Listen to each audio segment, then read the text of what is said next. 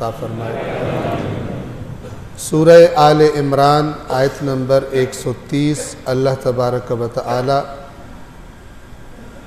کامیابی کے لیے تقوی کو شرط قرار دیتا ہے، فرماتا ہے واتقوا اللہ لعلکم تفلحون، تقوی اختیار کرو، اللہ کی نافرمانیوں سے بچو، لعلکم تفلحون، تاکہ تم کامیاب ہو جاؤ۔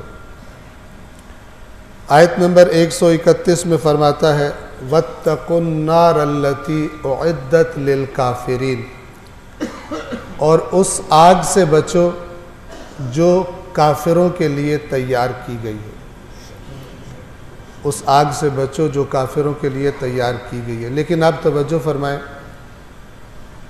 قرآن مجید ہم اکثر عرض کرتے ہیں، قرآن مجید کا ایک اپنا مزاج ہے، اور اگر ہم قرآن مجید کو خود سے پڑھنے کی اور سمجھنے کی کوشش نہیں کرتے اور اس کے مزاج سے آشنا نہیں ہیں، تو ہو سکتا ہے قرآن کے الفاظ سے خداوند عالم کچھ اور کہنا چاہتا ہو اور ہم کچھ اور سمجھیں۔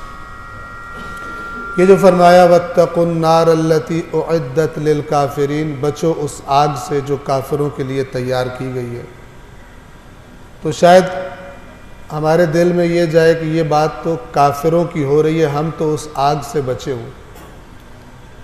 لیکن یہی آیت نمبر 130 جو میں نے جس کا آخری حصہ آپ کی خدمت میں آغاز میں تلاوت کیا واتقوا اللہ لعلکم تفلحون، اور تقوی الہی اختیار کرو تاکہ کامیاب ہو جاؤ، اس آیت کا پہلا حصہ کیا ہے؟ توجہ فرمائیں، یا ایھا الذین آمنوا، اے ایمان والو۔ خطاب کس سے ہے؟ اگر دقت فرمائیں گے تو بات واضح ہو جائے گی۔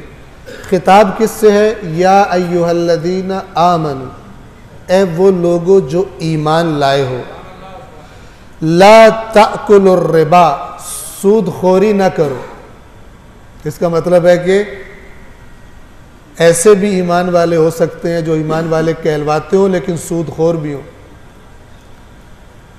خدا پوری جماعت کے ساتھ خطاب کرتا ہے، مثلا جتنے لوگ مدینہ میں رہ رہے ہیں سب شامل ہیں یا ایھا الذین آمنوا، لیکن کچھ لوگ بیچ میں سود خور بھی شاید پیدا ہو گئے جو ربا کھاتے ہیں، تو خطاب سب سے ہے تاکہ سب کے اندر سے یہ بیماری ختم ہو۔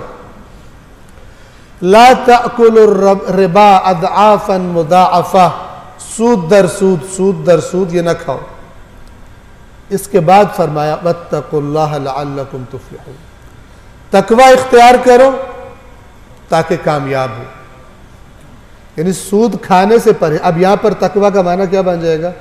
خاص عام معنی بھی ہے تقوی کا، اللہ کی ہر نافرمانی سے پرہیز، لیکن خاص طور پر جس آیت کے آخر میں آتا ہے وہاں پہ انسان دیکھتا ہے کہ آیت میں کس چیز سے منع کیا جا رہا ہے، تو منع کیا جا رہا ہے سود خوری سے۔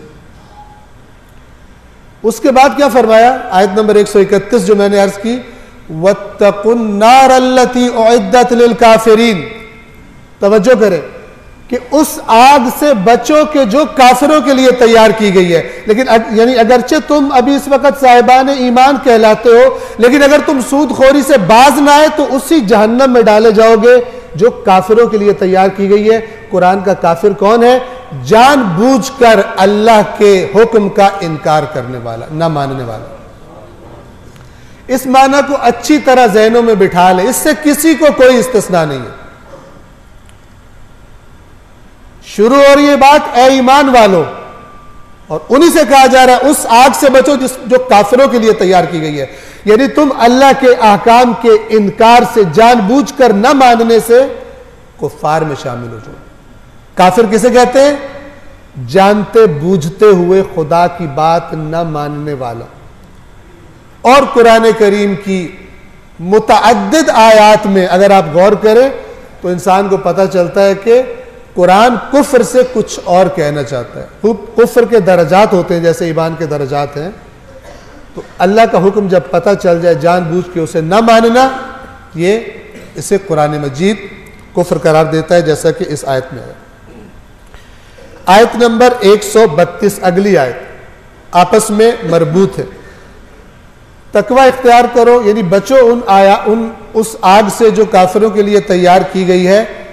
طریقہ کیا ہے اس کا؟ وَأَطِيعُوا اللَّهَ وَالرَّسُولَ لَعَلَّكُمْ تُرْحَمُونَ.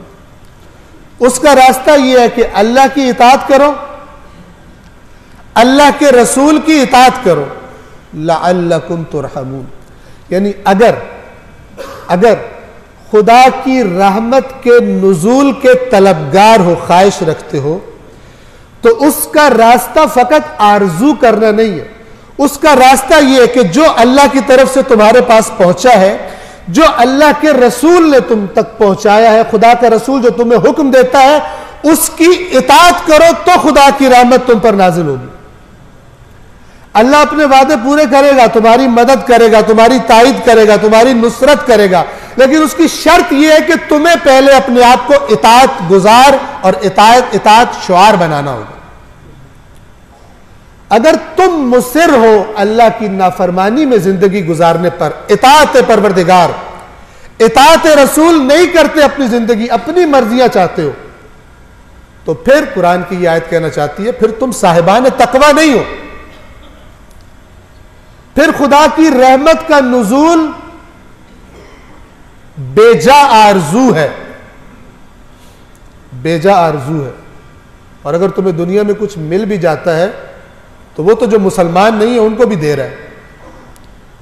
دنیا کی نعمتوں کے ڈھیر تو شاید تمہیں مسلمانوں سے زیادہ ان کے پاس دکھائی دے، لیکن جسے خدا اپنی رحمت کہتا ہے اس کے نزول کی شرط تقوی ہے، اس کے نزول کی شرط اللہ اور اس کے رسول کی اطاعت ہے. صلوات پڑھیے محمد و آلہ.